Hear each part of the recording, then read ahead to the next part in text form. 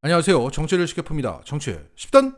오늘 윤석열은 한미 정상회담을 갖기 위해서 미국으로 떠났습니다. 그런데 도착하기 전에 미국으로부터 반도체 청구서가 날아왔습니다. 현재 중국에서 메모리칩 반도체를 생산하고 있는 미국의 마이크론사에 대해서 중국 정부는 사이버 보안 심사에 착수한다는 발표를 합니다. 이것을 미국 정부는 중국의 보복 행동이라고 해석했고, 그래서 중국은 마이크론 대신 한국의 반도체를 살 것이다. 그러니 너희 한국은 중국에게 반도체를 팔지 마! 라고 요구했다는 겁니다. 야, 정말 기가 막힙니다. 마치 미국의 중앙정부가 주정부에게 요구하는 것처럼 한국을 자신의 속국처럼 대하고 있습니다. 더욱이 이 요구는 한국 정부가 삼성전자와 SK하이닉스에게 중국의 반도체 팔지 말라고 압박을 하라는 것입니다. 아니, 이 한미동맹은 자유주의 무슨 동맹이라며, 이게 무슨 공산주의 동맹입니까? 자, 이 마이크론사는 지난해 매출액이 308억 달러, 우리 돈으로 40조를 기록했다고 합니다.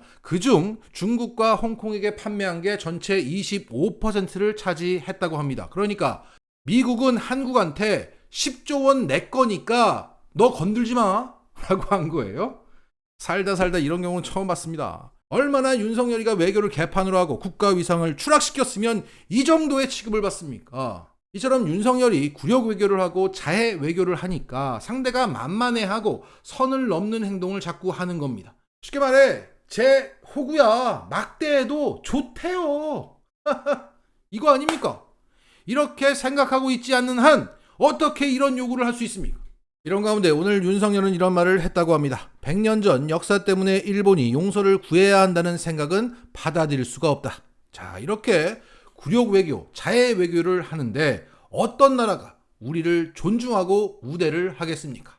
그리고 오늘자 뉴스버스의 기사를 보면 미국이 윤석열 부부를 위한 국빈 만찬 행사 내용을 발표했는데, 이건 미국이 한국을 개무시하는 게 아니냐라고 생각할 정도의 행사 내용이었다는 겁니다. 최근 미 백악관은 국빈 만찬 공연 가수로 브로드웨이 뮤지컬 배우 출신인 흑인, 백인, 아시안계 한 명씩을 선정했다고 밝혀있습니다. 그런데 이 아시안계가 한국계가 아니라 필리핀이었습니다. 그러면서 미 백악관은 이렇게 말했습니다. 미국 예술의 정수를 세계 무대에 선보이기 위한 것이다. 이렇게 설명했어요. 자, 이거 뭐 한국과의 우호 증진을 위해서 우리가 마련했다, 미국의 문화를 보여주려고 했다, 뭐 이런 게 아니라 미국 예술의 정수를 그 국빈 만찬장에서 선보이기 위한 것이야. 이렇게 얘기한 거예요. 자, 분명 용산 대통령실은 최근 질 바이든 여사가 한국 문화를 소개하기 위해 K-팝 그룹 블랙핑크 공연을 요청해 왔다고 분명 했는데, 그것과는 정반대인 행사 내용과 행사 기획 의도가 나온 겁니다. 이것은 용산 대통령실의 지난 해명이 거짓이라는 얘기고, 여기에 출연하는 아시아계 가수가 한국과 전혀 관계없는 필리핀 출신을 선택한 것은 한국을 무시한 게 아니냐라는 반응이 나오고 있습니다. 이것은 더 나아가 우리를 필리핀과 동일시하려고 했나? 필리핀처럼 속국으로 만들고 싶다는 의미인가? 라고 해석될 수 있는 겁니다. 이거 한일 정상회담으로 따지면 그 오므라이스나 돈가스에 해당되는 거 아니냐라는 얘기죠. 자, 국가 의전은 작은 것도 큰 의미가 부여될 수 있기 때문에 상대 국가를 배려하고 소통하면서 매우 신중하게 결정되어야만 합니다. 그런데 이 행사는 미국이 일방적으로 결정했다는 느낌이 너무나 강합니다. 우리 미국의 문화의 정수니까 잘 보고 가, 이런 의미지, 어떤 한국을 배려하고 양국의 우호 증진을 위한 노력을 미국이 했다거나 우리 국민들이 자랑스러워할 만한 요소를 반영하기 위한 노력의 흔적이 보이지 않는다는 거예요. 지난 주말 블랙핑크는 미국 최대 음악 축제인 코첼라 무대에 올랐습니다. 거기서 블랙핑크는 저고리와 두루마기를 연상시키는 무대 의상을 걸치고 전통 부채춤을 활용한 안무를 선보였고, 그 무대 배경은 우리의 기와 지붕이 세워졌습니다. 그걸 본 국내 팬들은 국뽕에 차올랐어요. 엄청난 무대였습니다. 거기서 블랙핑크의 지수는 미국 팬들을 향해서 길게 한국말로 소감을 말했고, 블랙핑크는 무대의 시작과 끝에 의식적으로 한국말로 인사를 했습니다. 그리고 한국말로 된 대표 히트곡을 불렀습니다.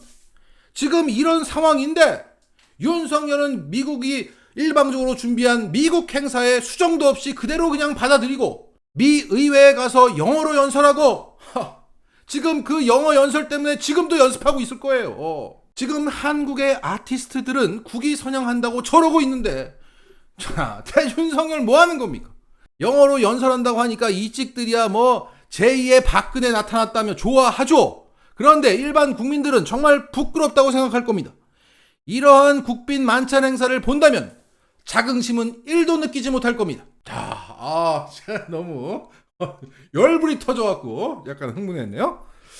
자, 그리고 최근 윤석열이 러시아를 건드렸어요. 그런 가운데 오늘 주 블라디보스토크 영사관에서는 이런 공지가 발표되었다고 합니다. 최근 정세와 관련해서 한국에 불만을 가진 현지인들과 마찰이 발생할 우려가 제기되는 바 러시아 극동지역 제외 국민들께서는 신변에 각별히 유의하시기 바랍니다. 그리고 우크라이나 문제와 관련된 의견 표명이나 대화 등은 가급적 삼가해 주시기 바랍니다.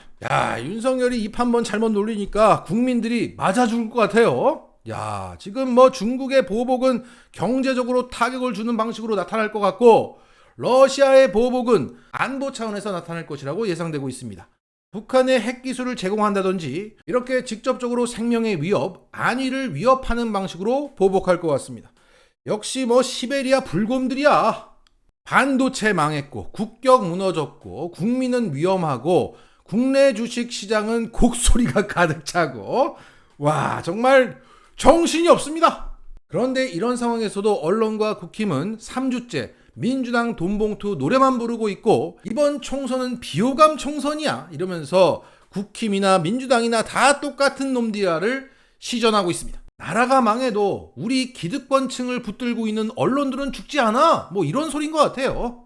자, 끝으로 오늘 성균관대 교수와 연구자들 248명이 나라가 망할지도 모른다는 내용의 시국 선언문을 발표했습니다. 윤석열 정부는 지난 1년간 독선적 국정운영으로 일관했다. 나라가 망할지도 모른다는 걱정은 이제 단지 수사가 아니다. 민주주의와 협치가 실종되고 검찰 독재라 일컬어지는 정치의 파행이 계속되고 있다. 국가 경제가 추락하고 민생도 위기 상황이다. 작년 한 해 500억 달러에 가까운 사상 최대의 무역 적자를 기록한 이후 2023년에는 무역 적자가 불과 3개월 만에 작년의 절반을 넘어섰다. 갈수록 망하는 속도가 빨라지고 있다. 고물가와 고금리 때문에 민생은 더할 수 없이 팍팍해졌지만 오히려 정부는 시대착오적 주 69시간 근무제와 노동 탄압을 자행하고 있다. 사회 안정과 정의 또한 무너졌다. 과연 이 정부는 대한민국을 어디로 이끌고 가는가? 윤석열 정부 1년을 되돌아볼 때 퇴행의 속도가 너무 빨라 숨이 막힐 지경이다. 더 암담한 것은 윤석열 대통령의 임기가 아직도 4년이나 남았다는 사실이다. 윤석열 대통령이 지난 1년간 보여준 무능하고도 극단적인 국정 운영을 앞으로 쇄신하지 않는다면 남은 4년을 온전히 지속할 수 있을지 의문이다. 국민은 윤석열 정부의 전면적인 국정 쇄신을 원하고 있다. 우리는 윤석열 취임 1주년과 방미를 앞두고 다시금 굴욕 외교를 규탄하며 국정 전반의 쇄신을 강력하게 요구한다. 그렇지 않을 경우 우리는 전국의 대학인들과 시민사회와 함께 정권을 종식시키는 투쟁에 나설 것이다. 자, 윤석열은 얼마 남지 않았습니다. 조금만 버텨봅시다. 맞았!